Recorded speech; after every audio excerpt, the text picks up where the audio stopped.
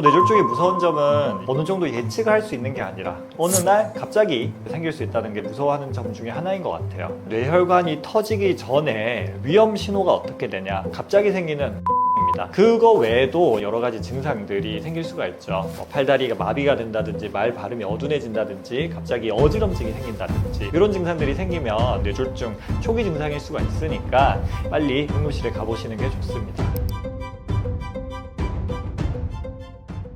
안녕하세요. 저는 신경과 전문의 박지원이라고 합니다. 지금 서울 양재에 있는 삼성 스마트 신경과 의원에서 신경과 전문의로 진료를 보고 있고요. 주로 어지럼증, 두통, 각종 신경 통증이나 수면장애, 이명, 자율신경장애 이런 환자분들의 진료를 돕고 있습니다. 지금은 제가 유튜브에서 신경과 전문의 박재현이라는 채널을 운영하면서 많은 분들에게 좀 신경과 질환, 특히 어지럼증에 대한 많은 정보를 드리려고 노력하고 있습니다. 최근에는 어지러움 극복 혁명이라는 책을 제가 썼는데요. 이 책에서 여러분들의 어지럼증을 좀 스스로 잘 관리하고 치료할 수 있는 방법을 알려드리고 있습니다. 저희 의사들도 많은 병들을 무서워하긴 하는데 특히 뇌졸중이라는 병을 정말 많이 무서워합니다. 사실 사망 원인 중에서도 암 다음으로, 그다음에 심장혈관 질환 다음으로 높은 원인을 차지하기도 하지만 이게 차라리 빨리 좀 세상을 뜨게 되면 차라리 오히려 나은데 이게 후유증이 남아서 나뿐만 아니라 이제 가족들한테 피해를 끼친다는 점에서 저희 의사들도 뇌졸중을 많이 무서워합니다. 이게 내가 의식은 있고 말은 할 수 있는데 혼자서 화장실을 못 간다거나 혼자서 거동을 못 한다거나 혼자서 식사를 못 한다고 생각을 하면 하루 종일 24시간 옆에서 누군가가 나를 도와줘야 되는 상황이 발생을 한다는 거죠. 또 뇌졸중이 무서운 점은 이게 어느 정도 예측을 할 수 있는 게 아니라, 예를 들어서 건강검진만으로 100% 예방할 수 있는 게 아니라 어느 날 갑자기 이제 생길 수 있다는 게 저희가 제일 무서워하는 점 중에 하나인 것 같아요. 그래서 어느 날 갑자기 팔다리 힘 빠지는 증상이 생기면 또 골든타임이라는 게 있어서 그 시간을 또 지켜야지만 어느 정도 후유증을 예방할 수가 있기 때문에 막연히 그리고 좀 두려워하게 되는 질환 중에서 제일 무서운 게 뇌졸중이라고 할 수가 있습니다. 그래서 이제 제가 많은 뇌졸중 환자분들을 진료를 했는데 그 중에서 좀 기억에 남는 경우, 잘 좋게 된 경우와 좀 좋지 않게 되게 된 경우 하나씩 예를 들어 설명을 해드릴게요. 이제 한 환자분 60대 이제 환자분이셨는데 1시간 전에 이제 반신마비가 갑자기 생겨서 왔어요. 시장에서 길을 가다가 갑자기 쓰러져가지고 다행히 옆에 사람들 워낙 많았으니까 빨리 발견이 된 거죠. 그래서 병원에 실려 오셨는데 그분은 오른쪽 팔다리를 전혀 움직이질 못했고 한마디도 말 자체를 못하게 됐습니다. 그래서 저희가 실어증이라고 하는데 다행히 병원에 빨리 와서 뇌졸중을 진단을 CT 등을 찍어서 진단을 했고 한쪽에 큰 혈관이 막혀 있는 게 발견이 됐고 다행히 빨리 시술에 들어갈 수 있게 됐습니다. 최근 10년 전부터는 혈관까지 카테터를 넣어서 혈관을 직접 뚫어주는 응급 뇌경색 치료를 많이 하게 되거든요. 그렇게 해서 혈전 제거술을 해서 다행히 빨리 혈전이 제거가 됐고 처음에는 완전 반신마비였는데 몇 시간 지나서부터는 조금씩 움직일 수 있게 되었고 다음날에 보니까 말이 좀 어둔한 건 남았지만 팔다리 힘은 거의 다 좋아지고 MRI도 찍어봤을 때 이제 크게 남을 뻔했던 후유증, 뇌 손상이 조금만 남은 상태로 발견됐고 이후에도 제가 몇 년 동안 계속 같이 봤는데 거의 뇌경색 제방 없이 그리고 후유증이 거의 남지 않고 잘 치료가 됐습니다. 반면에 또 기억에 남는 다른 분도 계신데 이분은 이제 70대 분이셨고 혼자 이제 거주하고 계셨는데 이제 자녀분이 연락이 갑자기 안 돼서 가봤던 거예요. 가보니까 이제 혼자 화장실에 쓰러져 있었고 실제로 나중에 확인해 보니까 한 이틀 가량을 화장실에 혼자 이제 샤워실에 쓰러져 계셨던 거예요. 샤워로 들어갔다가 갑자기 반신마비가 와서 꼼짝도 못하고 이틀 동안 너무너무 힘들어했고 또 치료의 골든타임을 놓쳤기 때문에 그분은 후유증이 아쉽게도 좀 많이 남아서 그 이후로 몇 년 동안 계속 반신마비인 상태로 누워서 지내게 되셨습니다. 이렇듯이 뇌졸중은 좀 무섭기도 하고 또 초기에 빨리 치료하면 또 좋아질 수 있는 기회가 있기도 하니까 평소에 우리가 뇌졸중 증상에 대해서 좀 미리 알고 계신다면 응급 대처하는데 큰 도움이 되지 않나 싶습니다. 뇌동맥류 환자분들이 요새 정말 많이 늘어났습니다. 예전에는 뇌동맥류라는 것도 잘 모르고 지냈는데 요즘에는 제 주위에도 이번에 검진했는데 뇌동맥류가 발견되었다, 이거 어떻게 해야 되냐 이렇게 물어보는 분들이 생각보다 꽤나 많이 있습니다. 첫 번째로 사실 제일 중요한 원인은 검사를 많이 하기 때문에 많이 발견되는 거이긴 합니다. 예전에는 작은 뇌동맥류, 예를 들어서 4mm 이하, 5mm 이하 뇌동맥류는 모르고 지나가는 경우가 많았고 뇌동맥류가 터져야지만 발견되는 경우가 많았는데 요새는 사이즈가 커지기 전에도 2mm 2mm, 3mm 이렇게 되는 작은 뇌동맥류도 많이 발견하게 되죠. 발견하게 되니까 치료는 당장 하지 않더라도 또 추적 관찰해야 되고 하다 보니까 아무래도 검사를 많이 해서 뇌동맥류가 늘어났다라고 보시면 되고요. 그 외에도 중요한 이유들이 또 나이가 이제 고령화 사회라고 하죠. 그러니까 나이 들어서까지 우리가 수명이 많이 늘어나다 보니까 뇌동맥류는 혈관벽이 약해지면서 혈관이 부풀어 오르거든요. 그래서 나이가 들면 들수록 당연히 조금 더 많아질 수밖에 없다 보니까 뇌동맥류가 늘어나고, 또 우리의 이제 생활 습관의 변화가 또 많이 있죠. 이제 고혈압도 늘어나고 비만도 늘어나고 당뇨도 늘어나고 하면서 그 뇌동맥류가 증가하는 거, 또 현대 사회에서는 스트레스가 또 정말 많이 있잖아요. 그러한 스트레스가 또 우리 혈관을 약하게 만들게 되기 때문에 뇌동맥류가 앞으로 또 계속 늘어날 수밖에 없습니다. 그러면 이렇게 뇌동맥류가 터지는, 뇌혈관이 터지기 전에 위험 신호가 어떻게 되냐 인데요. 제일 중요한 거는 아무래도 갑자기 생기는 두통입니다. 뇌동맥류가 한 번에 뻥 하면서 터지기도 하지만 그 뇌동맥류 특히 약한 벽으로 찔끔찔끔 피가 새어나오기도 하고, 이럴 때면 벼락두통이라고 하는 두통이 생겨요. 벼락두통은 뭐냐고 하면 말 그대로 벼락 치듯이 갑자기 뻥 하면서 뭐 뒤통수를 누가 망치로 때린 것 같다 이런 식으로 표현을 하시거든요. 이런 두통이 생길 수가 있습니다. 물론 처음부터 크게 터지면 뭐 그 순간에 바로 의식을 잃고 응급실에 실려가게 되어 있지만, 어떤 분들은 그런 두통이 좀 있다가 조금 지나서 가라앉는 경우가 있어요. 그랬다가 또 머리가 아프고 하다가 나중에 크게 이제 터지는 경우가 있습니다. 그래서 제가 생각하기에 제일 중요한 신호 중에 하나는 갑자기 생기는 심한 두통입니다. 벼락 두통의 정의는 5분 이내에 피크까지 치는 거거든요. 5분 이내에 끝까지 꽉 아픈 이 두통이 생긴다면 지체 말고 바로 응급실로 가셔야 됩니다. 그냥 병원 외래보다도 응급실 가시는 게 제일 좋습니다. 그거 외에도 이제 신경이 손상될 때 생기는 여러 가지 증상들이 생길 수가 있죠. 뭐 팔다리가 마비가 된다든지, 말 발음이 어둔해진다든지, 갑자기 어지럼증이 생긴다든지, 뭐 물체가 두 개로 보이거나, 이런 증상들이 생기면 이제 뇌출혈, 뇌경색 같은 뇌졸중 초기 증상일 수가 있으니까, 이런 증상이 금방 좋아졌다고 해서 방심하시면 안 돼요. 금방 좋아지는 게 오히려 더 위험한 신호, 그만큼 중요한 시기라는 걸 의미하니까, 이러한 증상이 나타나면 금방 좋아지더라도 빨리 응급실에 가보시는 게 좋습니다. 이제 편두통하고는 사실은 이제 엄밀하게 말하면 의학 용어로서의 편두통은 위험한 두통이 아니에요. 혈관이 확장이 되면서 이제 아픈 편두통은 위험한 두통은 아닌데, 근데 우리가 일반적으로 편두통이라고 얘기하면 그 한자말 자체가 한쪽이 아프다 이런 느낌이잖아요. 그래서 한쪽이 아프다, 물론 위험한 증상일 수가 있죠. 근데 이게 이제 중요한 거는 예전부터 내가 아프던 두통이 그냥 뭐 간간히 있다가 이번에 또 있었다 이러면 크게 걱정 안 해주셔도 되고요. 근데 새로운 두통이 생겼다, 새로운 두통이 특히 심하게 갑자기 생겼다 라고 하면 한쪽이든 양쪽이든 앞이든 뒤든 위험한 두통일 수가 있는 거죠.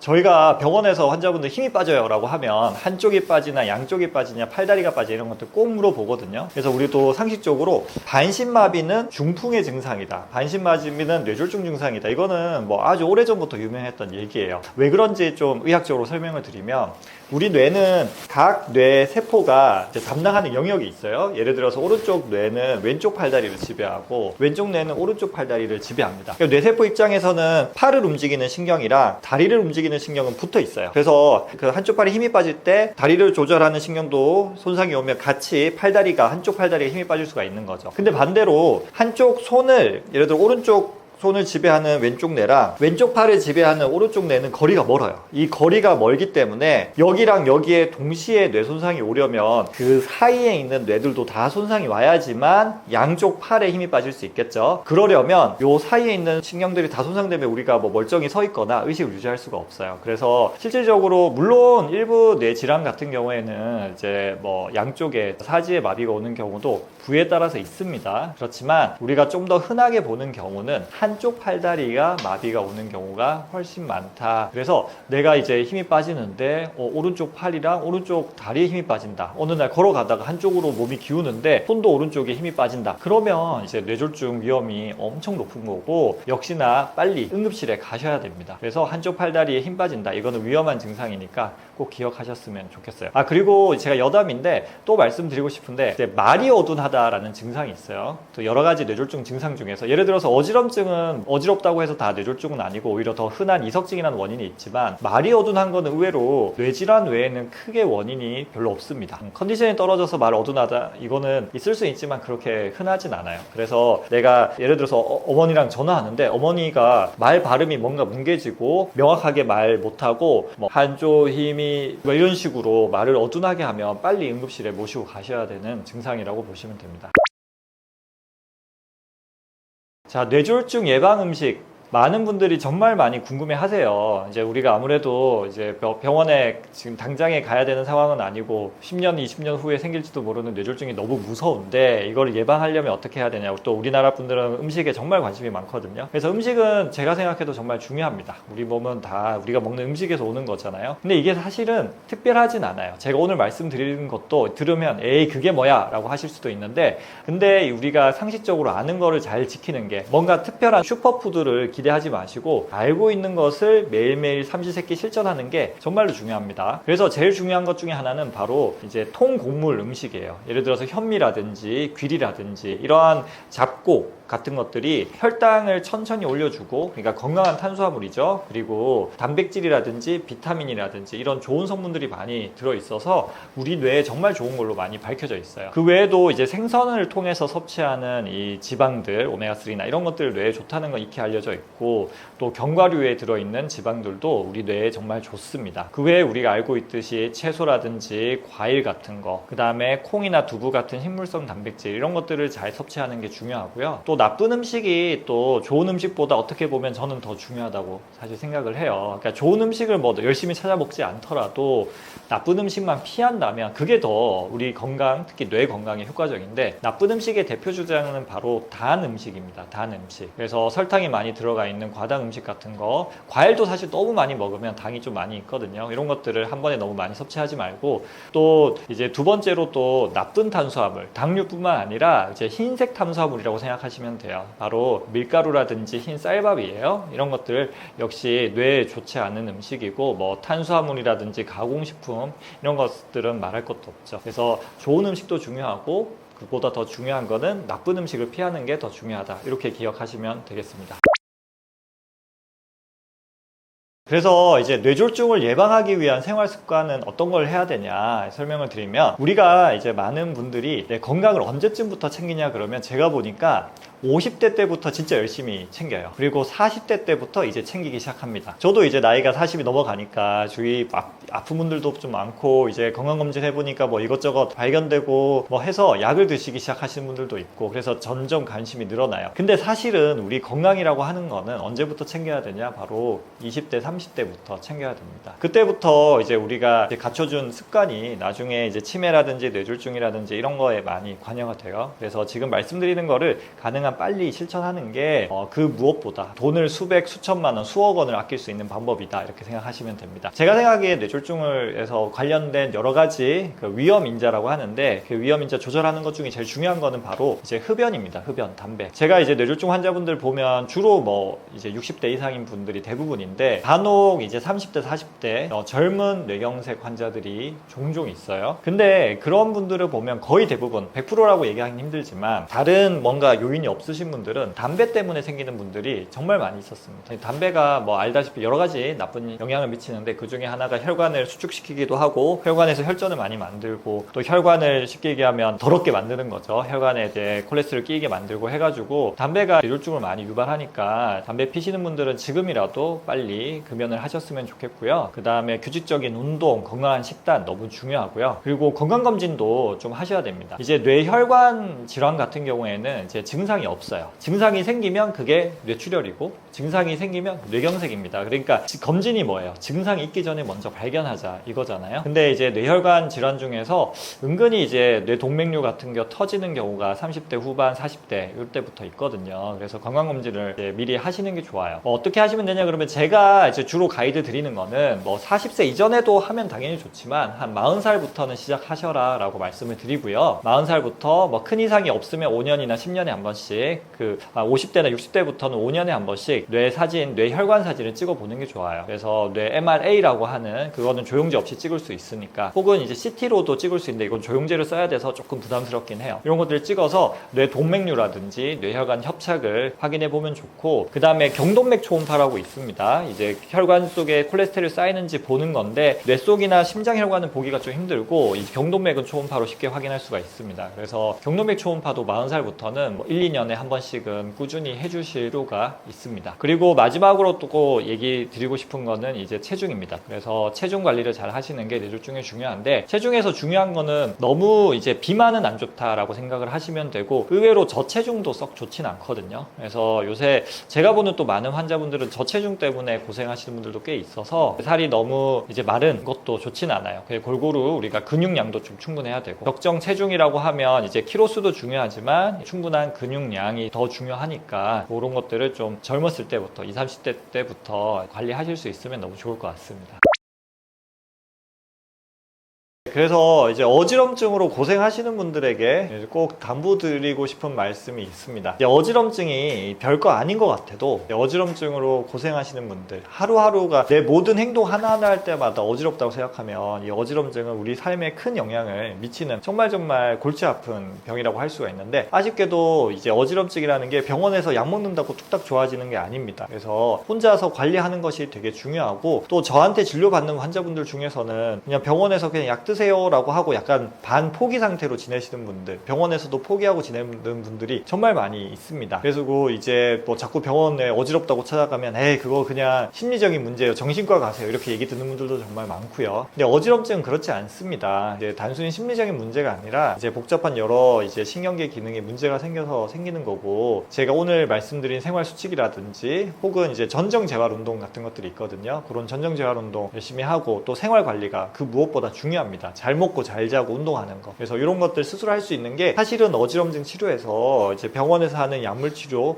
보다 훨씬 더 중요한 거라고 생각을 하시면 됩니다. 그리고 내가 어지럼이 낫지 않으면 어떡하지, 그 불안한 생각이 스트레스 호르몬을 증가시키고 또 어지럼을 더 민감하게 만들거든요. 그래서 그런 생각을 버리고 이제 어지럼증은 관리하시면 되고, 이제 어지럼증을 좀 더 열심히 적극적으로 치료하고 싶다라고 하면 제가 최근에 낸 어지럼 극복 혁명이라고 하는 책이 있습니다. 제가 이제 어지럼증 관련 서적을 많이 봤는데 너무 의사 입장에서 병에 대해서만 초점이 맞춰져 있고, 정작 이제 이걸 겪고 있는 환자분들의 일상에는 크게 관심이 없고 어떤 노력을 통해서 좋아질 수 있게 하는지 관심이 없어서, 제가 이제 출판사 사장님이 저한테 먼저 연락을 주셨어요. 그런 책을 자기는 찾고 있다라고 하셔서. 그래서 제가 좀 심혈을 기울여서 쓴 책이니까 어지럼으로 고생하신다면 제 책을 구매해서 혹은 도서관에서 빌려서라도 한번 보시는 것을 추천을 드리고요. 그 다음에 이제 제가 유튜브 채널도 운영하고 있습니다. 그래서 그 유튜브에는 책처럼 좀 체계적인 것보다는 그때그때 이제 필요한 내용들, 또 도움이 될 만한 내용을 선정해서 제가 올리고 있으니까 어지럼증뿐만 아니라 두통이라든지 수면장애, 치매, 뭐 자율신경장애 등등 그 여러분들한테 필요한 신경과적인 내용들을 제가 최대한 알차게, 제가 중요하게 생각하는 것은 남들이 하지 않는 얘기를 하는 겁니다. 우리가 쉽게